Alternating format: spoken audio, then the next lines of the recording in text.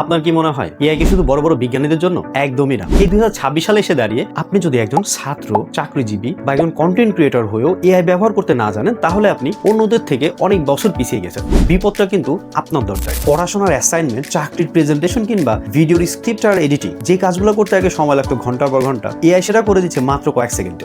যারা এই টেকনোলজি শিখছে না, তাদের কাছে দুনিয়াটা পাহাড়ের মতো কঠিন মনে হয়। ভয়টা এআই নিয়ে নয়, ভয়টা সেই মানুষটাকে নিয়ে যে আপনার চেয়ে ভালো এআই ব্যবহার করতে জানে। সে আপনার চেয়ে দ্রুত কাজ জমা দেবে, ভালো রেজাল্ট করবে। বর্তমানে ইন্টারনেটে কিন্তু সব উত্তর আছে, কিন্তু সঠিক প্রশ্ন করতে না জানলে আপনি এই যুগে একজন অন্ধের মতো। এখনই ঘাবড়ানোর কিছু নেই। শুরুটা করুন খুব ছোট থেকে। একটা ইমেল লেখা হোক বা আপনার পড়াশোনার কোনো কঠিন বিষয় হোক, এআই কে দিয়ে খুব সহজ করে বুঝে নিন। একে শত্রু না ভেবে আপনার পার্সোনাল অ্যাসিস্ট্যান্ট বানিয়ে নিন। দেখবেন আপনার কাজ পানির মতো সহজ হয়ে গেছে। মনে রাখবেন, ক্যালকুলেটর আসার পরে কিন্তু মানুষ অঙ্ক ভুলে যায়নি, বরং অনেক বড় বড় হিসাব দ্রুত করা শিখেছে। এআই আপনার মেধা কেড়ে নিবে না, বরং আপনার খাটনি কমিয়ে দিয়ে আপনাকে আরো স্মার্ট করে তুলবে। আপনি কি একজন ছাত্র, চাকরিজীবী নাকি একজন কন্টেন্ট ক্রিয়েটর? এআই ব্যবহার করতে আপনার ভয় লাগছে? কমেন্টে জানান, আমি আপনাকে পথ দেখাবো কিভাবে আপনি এটা শেখা শুরু করতে পারেন।